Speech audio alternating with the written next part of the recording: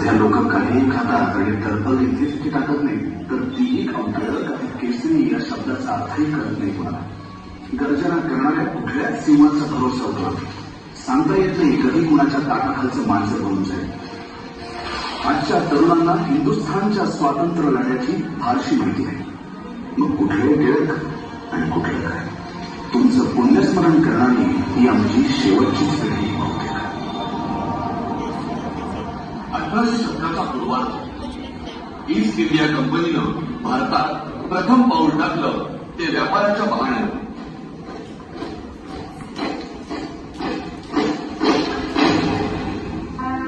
पण काही वर्षातच ते पाऊल घट्ट रोवलं ते ब्रिटिश सरकारच्या स्थापनेनं. जम नसल्यावर ब्रिटिश सत्तेनं स्वातंत्र्यासाठी झगडणाऱ्या झुंजणाऱ्या भारतीयांवर आनंदित जुलूम अत्याचार केले.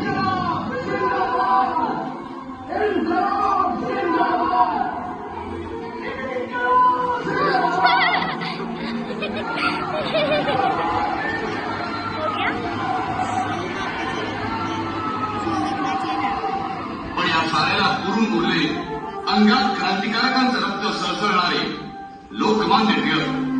स्वराज्य हा माझा जन्मसिद्ध हक्क आहे आणि तो मी मिळवला.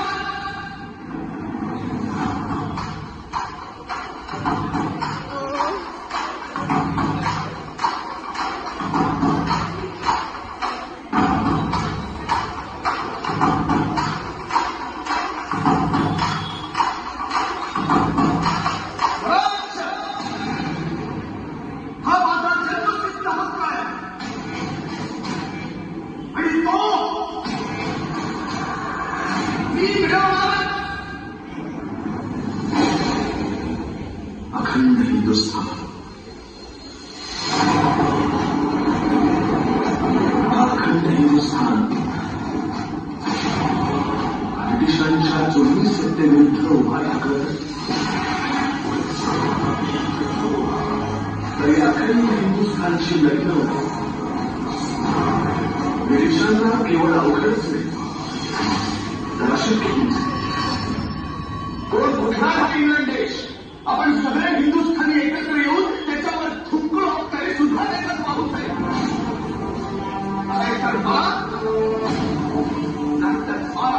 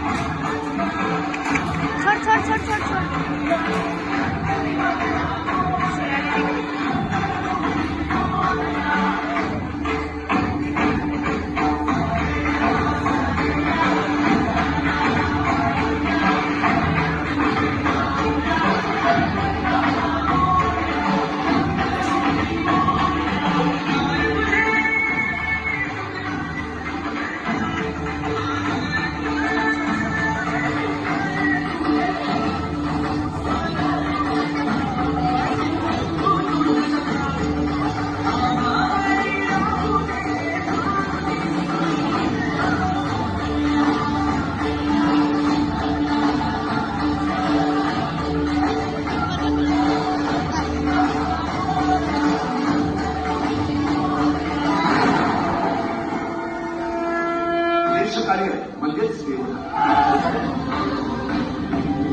1857चं बंड मोडून का पडलं? राणी लक्ष्मीबाई तात्या टोपे यांचं बलिदान वाया का केलं? कारण आपण एकत्रपणे लढलोच नाही. खूप झाल्या योजना, खूप झाले विचार. आता एकतर मला नाहीतर मारा. गाभाऱ्याच्या श्रीनेशला थेट रस्त्यावर आणून शिक्षा केल्यासारखा उभा केला. तुम्ही दोषी आहात हे मान्य करून घ्यावं लागत आहे. कितीही संकट आली, आभार जरी कोसळलं तरी त्यावर पाय ठेवून उभा राहील मी.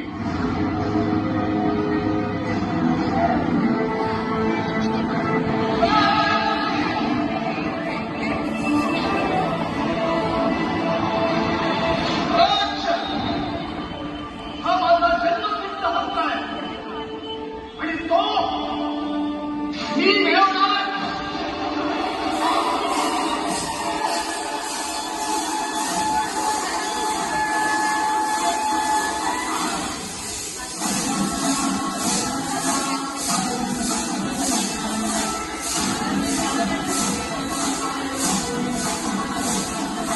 Everyone,